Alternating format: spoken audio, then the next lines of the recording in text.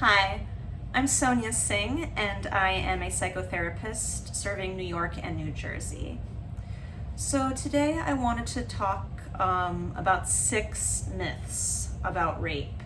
I want to dispel these myths. I've been hearing these for many years, and I felt like it was time to come forward and talk about what these myths are and why they're myths. So, a little bit about me. I first started working on mental health when I was in college. I worked at the Santa Barbara Rape Crisis Center, and I loved working there. It really solidified that I wanted to specialize in trauma in my practice. And now that I'm in private practice, that's exactly what I do. So, why are we talking about this? Like I said, a little bit about my background. I also lived and worked in Rwanda. I was in the Peace Corps, and we came there 15 years after the genocide, and we were the first group there after the genocide. So there was just, things were very raw still, and there was a lot that wasn't talked about or kind of hush hush. And I just really saw for myself how something like this affects an entire society. Um, Again, why are we talking about this? Because rape is a lot more common than people realize. According to RAINN, someone is sexually assaulted just in the United States every 73 seconds. That's a little over a minute. Frankly, I feel that that's probably, an underestimate because rape is very underreported, and these are just guesses. So, myth number one that I want to dispel is that rape is usually perpetrated by strangers.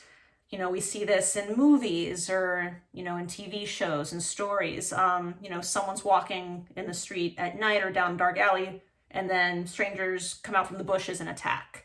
That's not to say that stranger rape doesn't happen. It absolutely does.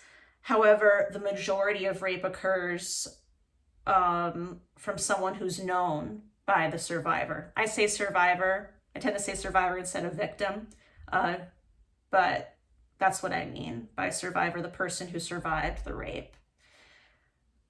Myth number two, rape only happens to women. It's very important to understand that rape happens not just to women, it happens to adult men as well. I think there's kind of this idea that it either happens to children who are male, females who are children and adults, and then there's this whole category that it doesn't happen to. Not true. And unfortunately, men are much less likely to report sexual assaults. There's a lot of shame around it, especially for men. And as far as who perpetrates it, this can be done by men and women. Sorry. Myth number three, rape only happens to young, attractive people. There's so much to unpack here, I don't know where to begin. But to start, no, there is no age limit, as I mentioned before. There's no lower age limit, there's no upper age limit.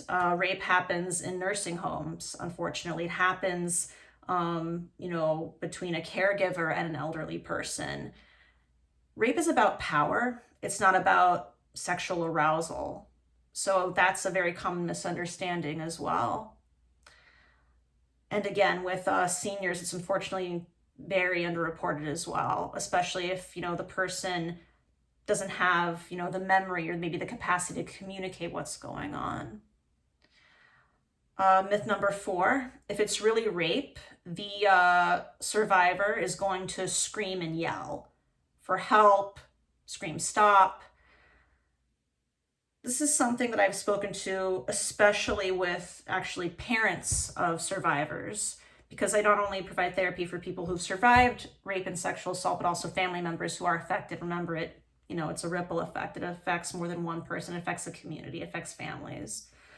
What I hear from well-meaning parents very often is, why didn't they scream? Why didn't they yell for help? They told me they just laid there.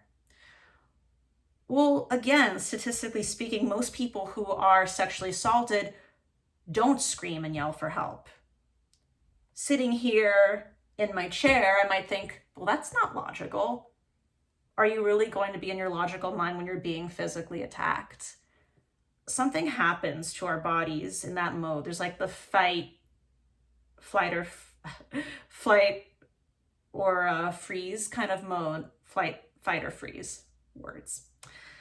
And what we've seen most often is the freeze mode with sexual assault, where your body kind of goes somewhere else, your mind goes somewhere else. You're physically there, but as a way to disassociate and protect yourself psychologically, you kind of go somewhere else. So silence is not consent. You know, there are lots of ways to approach wanting to have sex with someone. Doesn't have to be unsexy. I could talk more about that in another video. So myth number 5, rape can't happen between people who are in a relationship. Not true. Rape absolutely happens between people who are dating, people who are married, people who might even have a relatively good relationship. So let me kind of explain it this way, because I think this is maybe one of the most common myths out there. Do you want to have sex every second of every day, all the time? No, right? There are times when you're asleep. There are times where maybe you feel sick. There are times when you're not in the mood, times when you're busy, times when you're angry at your partner or you are annoyed with them, you don't want them around. What if your partner didn't respect that and forced themselves on you anyway?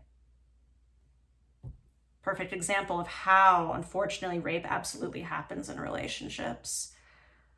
So myth number 6, and this is a touchy one, but it's also very important because it's not talked about all that much. If the person orgasms, then they weren't raped. So this is what we call a body betrayal. Our bodies might physically react to something, but that doesn't mean that we wanted it.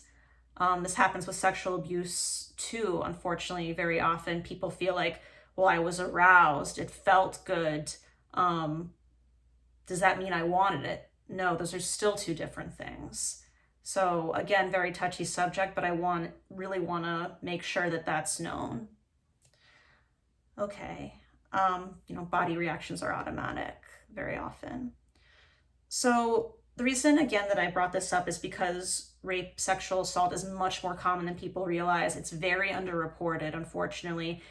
One of the main reasons for that is because it's very stigmatized. There's a lot of victim blaming, unlike so many other crimes. What were you wearing? What were you doing? Well, what did you do to invite this person to do that? Well, maybe they didn't really understand. Excuses. Again, I unfortunately hear this a lot, not only from, people who are supporting perpetrators, but also supporters of family members who have been raped. So please just be supportive if a friend or a family member comes forward with this. Don't judge them. Don't ask for, information about what they were wearing or what they might have been doing or why didn't they fight harder. It's not important. So another thing that's really important to note is that 94% of survivors of sexual assault will experience symptoms of PTSD, post-traumatic stress disorder. And we know that 94% of people who have survived assault aren't coming to therapy.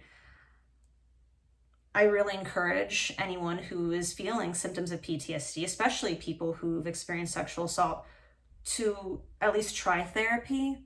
I know it's not easy to open up about something like this. There's a lot of fear, I think, of, will I be blamed? And will I be asked, why didn't I report if I didn't report it? And maybe even, was I really raped? Or it's too hard to talk about. I'm already having difficulty sleeping. When I think about it feels like it's happening to me all over again. But as a trauma-informed therapist, I understand that. And I believe in gradual exposure. I believe in going at your own pace.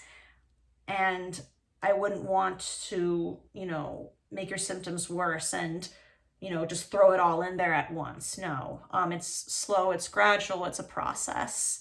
I know how difficult things can be, and I'm trained to kind of see and check in with you if, you're feeling the symptoms right then and there and what to do about them. So again, my name is Sonia Singh. I'm a therapist for New York and New Jersey, and I specialize in trauma, amongst other things, but trauma is really something I'm very passionate about. I'm also going to put some resources at the bottom of this video. Please feel free to reach out to me. I'm more than happy to answer any questions. Take care. Bye.